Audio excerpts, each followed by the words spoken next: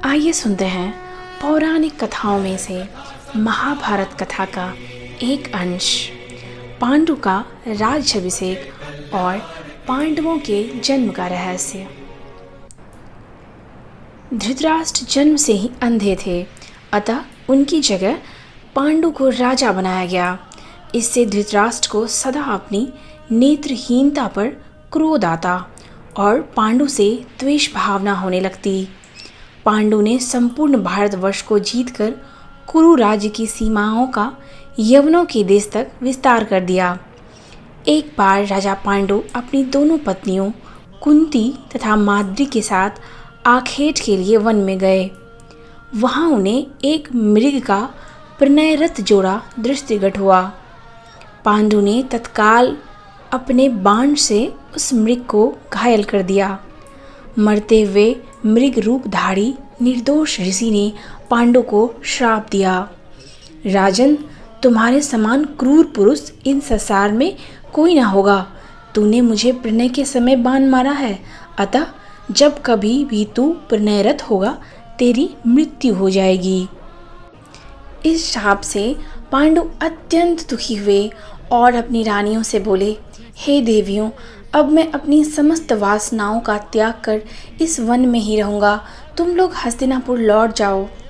उनके वचनों को सुनकर दोनों रानियों ने दुखी होकर कहा, नाथ, हम आपके बिना एक क्षण भी जीवित नहीं रह सकते।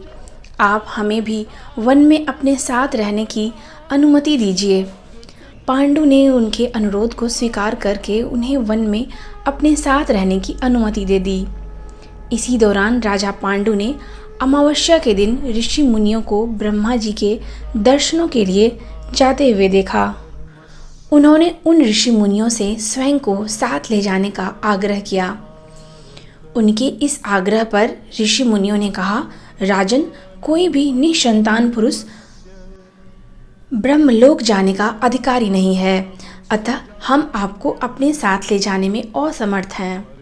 ऋषि मुनियों की बात सुनकर पांडु अपनी पत्नी से बोले, हे कुंती, मेरा जन्म लेना ही व्यर्थ हो गया, क्योंकि संतानहीन व्यक्ति पितृऋण, ऋषि ऋण, देव ऋण और मनुष्य ऋण से मुक्ति नहीं पा सकता।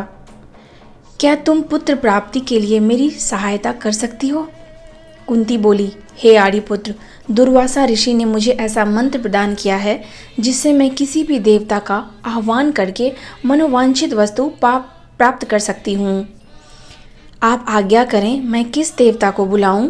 इस पर पांडु ने धर्म को आमंत्रित करने का आदेश दिया। धर्म ने कुंती को पुत्र प्रदान किया, जिसका नाम युधिष्ठिर रखा गया। कालांतर में पांडु ने कुंती को पुनः 2 बार वायुदेव और इंद्रदेव को आमंत्रित करने की आज्ञा दी। वायुदेव से भीम और इंद्र से अर्जुन की उत्पत्ति हुई। तत्पश्चात पांडु की आज्ञा से कुंती ने माद्री को उस मंत्र की दीक्षा दी। माद्री ने अश्विनी कुमार को आमंत्रित किया और नकुल तथा सहदेव का जन्म हुआ। एक दिन राजा पांडु माद्री के साथ वन में सरिता के तट पर भ्रमण कर रहे थे। वातावरण अत्यंत रमणीक था और शीतल मंद सुगंधित वायु चल रही थी। सहसा वायु के झोंके से माद्री का वस्त्र उड़ गया। इससे पांडु का मन चंचल हो उठा और वे प्रणय में प्रवृत्त हुए ही थे कि शापवश उनकी मृत्यु हो गई। माद्री उनके साथ सती हो गई, किंतु पुत्रों के पालन पोषण के लिए कुंती हस्तिनापुर लौट आई।